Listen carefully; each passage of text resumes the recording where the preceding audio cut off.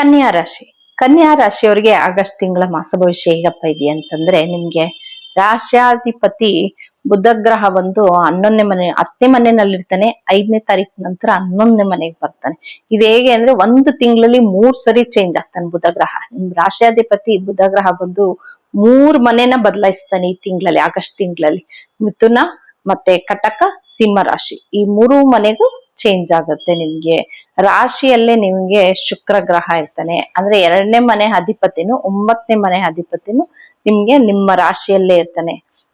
ವಿಪರೀತ ಖರ್ಚುಗಳು ಇರುತ್ತೆ. ಸುಮ್ನೆ ಬೇಡದೇ ಇರೋಂತ ಖರ್ಚುಗಳು, ಎಕ್ಸ್ಟ್ರಾ ಖರ್ಚುಗಳು ಮಾಡ್ತಾ ಇರ್ತೀರಾ. ಯಾಕಪ್ಪ ಅಂತಂದ್ರೆ, ನಿಮ್ಗೆ 11ನೇ ಮನೆಯಲ್ಲಿ ಗುರುಗ್ರಹನು ಇರ್ಬೋದು.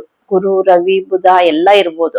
ಆದ್ರೆ 2ನೇ ಮನೆ ಅಧಿಪತಿ ಬಂದು ನಿಮ್ಗೆ ನಿಮ್ ರಾಶಿಯಲ್ಲಿ ಕುತ್ಕೊಂಡಿರ್ತಾನೆ. ಅಂದ್ರೆ ಕುಟುಂಬಕ್ಕಾಗಿ ಖರ್ಚುಗಳು ಜಾಸ್ತಿ, ಕುಟುಂಬದವ್ರಿಗೋಸ್ಕರ ಖರ್ಚುಗಳು ಮಾಡುವಂಥದ್ದು, ಮನೆಗೆ ಖರ್ಚು ಮಾಡುವಂಥದ್ದು, ಏನಾದ್ರೂ ಮನೆಗೆ ವಸ್ತು ಖರೀದಿ ಮಾಡುವಂಥದ್ದು, ಈ ತರ ವಿಪರೀತವಾದ ಖರ್ಚುಗಳು ಜಾಸ್ತಿ ಬರ್ತಾ ಇರುತ್ತೆ ನಿಮ್ಗೆ. ಅದ್ರಲ್ಲಿ ಬಿಸ್ನೆಸ್ ಅಲ್ಲಿ ಏನಾದ್ರೂ ಇನ್ವೆಸ್ಟ್ ಮಾಡಿದ್ರೆ ಹಣನೂ ಬರ್ತಾ ಇರುತ್ತೆ, ಹಂಗೆ ಖರ್ಚು ಆಗ್ತಾ ಇರುತ್ತೆ ನಿಮ್ಗೆ. ಅದ್ರಲ್ಲಿ 6ನೇ ಮನೇಲಿ ರಾಹು ಗ್ರಹ ಇದ್ದಾನೆ.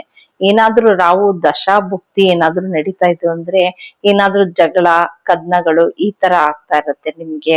ಇಲ್ಲ ನಿಮ್ಗೆ ಅವಮಾನ ಆಗುವಂಥದ್ದು, ಈ ತರ ನಿಮ್ಗೆ ಏನಾದ್ರೂ ಇನ್ಸಿಡೆಂಟ್ ನಡೀತಾ ಇರುತ್ತೆ. ಅದ್ರಲ್ಲಿ 17ನೇ ತಾರೀಕು ನಂತರ ನಿಮ್ಗೆ 12ನೇ ಮನೆ ಅಧಿಪತಿ 12ನೇ ಮನೆಗೆ ಬರ್ತಾನೆ. ಅಂದ್ರೆ ರವಿ ಗ್ರಹ ಬಂದು ನಿಮ್ಗೆ 12ನೇ ಮನೆಯಲ್ಲೇ ಕುತ್ಕೊಂಡಿರ್ತಾನೆ.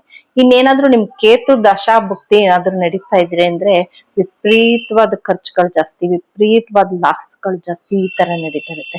ಇನ್ನು 12ನೇ ಮನೆಯಲ್ಲಿ ರವಿ ಗ್ರಹ ಕುತ್ಕೊಂಡಂತೂ ಇನ್ನೂ ಖರ್ಚುಗಳು ಜಾಸ್ತಿ. ಒಂದು ಹೆಲ್ತ್ ಏನಾದ್ರೂ ಸಣ್ಣ ಪುಟ್ಟ ಹೆಲ್ತ್ ಇಶ್ಯೂಸ್ ಬರೋಂಥದ್ದು, ಇಲ್ಲ ಎಲ್ಲಾದ್ರೂ ಸುಮ್ನಾದ್ರೂ ಪ್ರಯಾಣ ಮಾಡಿ ಅದಕ್ಕೆ ಇನ್ವೆಸ್ಟ್ ಮಾಡಿ ಖರ್ಚು ಮಾಡ್ಕೊಳ್ಳೋಂಥದ್ದು, ಇಲ್ಲ ಹಾಸ್ಪಿಟ್ಲ್ ಖರ್ಚು ಮಾಡೋಂಥದ್ದು, ಈ ತರ ಈ ತಿಂಗಳು ಹೆಂಗೆ ಅಂದ್ರೆ ಖರ್ಚು ಮೇಲೆ ಖರ್ಚುಗಳು ಜಾಸ್ತಿ ಬರ್ತಾ ಇರುತ್ತೆ ನಿಮ್ಗೆ.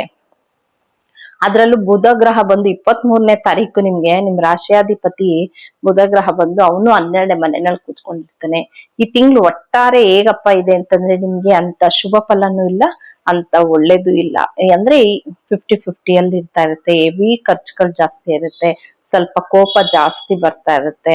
ಅದ್ರಲ್ಲಿ ಏನಾದ್ರೂ ರಾಹು ದಶಭುಕ್ತಿಯಲ್ಲಿ ಏನಾದ್ರೂ ನಡೀತಾ ಇತ್ತು ಅಂದ್ರೆ, ಅದು ಜಗಳಗಳು, ಏನೋ ಅವಮಾನಗಳು, ಈ ತರ ಏನಾದ್ರೂ ಸಣ್ಣ ಪುಟ್ಟ ನಡೀತಾ ಇರುತ್ತೆ. ಏನ್ ಕನ್ಯಾ ರಾಶಿಯವರು ಇಷ್ಟೊಂದು ಒಳ್ಳೇದ್ ನಡೀತಾ ಇದೆ, ಒಳ್ಳೇದ್ ನಡೀತಾ, ಹೌದು ಇಷ್ಟು ಒಳ್ಳೇದ್ ನಡೀತಾ ಇತ್ತು. ಆದ್ರೆ 1 ತಿಂಗಳುಗಳ ಕಾಲ 3 ಗ್ರಹ ಚೇಂಜ್ ಆಗಿ ನಿಮ್ಗೆ 12ನೇ ಮನೆಯಲ್ಲಿ ಕೇತು ಇರ್ತಾನೆ ಆಲ್ರೆಡಿ. ಆ ಕೇತು ಜೊತೆಗೆ ಬಂದು ನಿಮ್ ರಾಶಿಯಾಧಿಪತಿನೂ ಅಲ್ಲೇ ಸೇರ್ಕೊತಾನೆ, ರವಿ ಗ್ರಹನು ಅಲ್ಲೇ ಸೇರ್ಕೊತಾನೆ. ಎಲ್ಲಾ ಗ್ರಹಗಳು 12ನೇ ಮನೆಯಲ್ಲಿ ಈ ತಿಂಗಳು ನಿಮ್ಗೆ ಅಷ್ಟು ಚೆನ್ನಾಗಿಲ್ಲ ಅಂತಾನೆ ಹೇಳ್ಬೋದು. ಆದಷ್ಟು ಹುಷಾರಾಗಿರಿ ಅಂತಾನೆ ಹೇಳ್ಬೋದು. ನೀವೇನಪ್ಪ ಪರಿಹಾರ ಮಾಡ್ಕೊಬೇಕಾಗತ್ತೆ ಅಂತಂದ್ರೆ, ಕನ್ಯಾ ರಾಶಿಯವರು ಆದಷ್ಟು ನೀವು ಹೆಸರು ಕಾಳು ಮತ್ತೆ ಗೋಧಿಯನ್ನ, ಹೆಸರು ಕಾಳು ಗೋಧಿ ಎರಡನ್ನೂ ಮಿಕ್ಸ್ ಮಾಡಿ ನೀವು ಏನಾದ್ರೂ ಒಂದು ಪಕ್ಷಿಗಳಿಗೆ ಹಾಕುವಂಥದ್ದು, ಇಲ್ಲ ನೆನೆಸಿ ಅದನ್ನ ಒಂದು ಹಸು ಕೊಡುವಂಥದ್ದನ್ನ ಮಾಡ್ಕೊಂತ ಬನ್ನಿ ನೀವು. ಅಂದ್ರೆ ಅದು ಗ್ರಹ ಚೇಂಜ್ ಆದ್ಮೇಲೆ ಮಾಡ್ಬೇಕು ಅನ್ನೋದ್ಕಿನ್ನ ಈ 1ನೇ ತಾರೀಕಿಂದನೇ ಮಾಡ್ಕೊಂಡ್ ಬಂದ್ರೆ, ಅದು ಬಂದಾಗ ನಿಮ್ಗೆ ಅದು ಅಷ್ಟು ಫಲಗಳು ಸ್ವಲ್ಪ ಕಮ್ಮಿ ಆಗ್ತಾ ಬರುತ್ತೆ.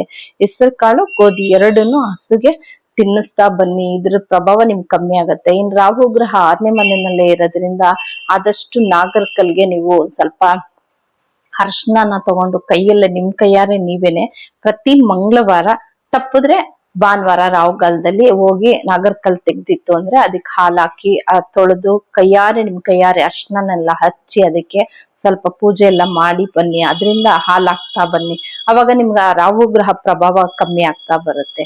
ಇದಿಷ್ಟು ಬಂದು ಕನ್ಯಾ ರಾಶಿಯವರ ಮಾಸ ಭವಿಷ್ಯ.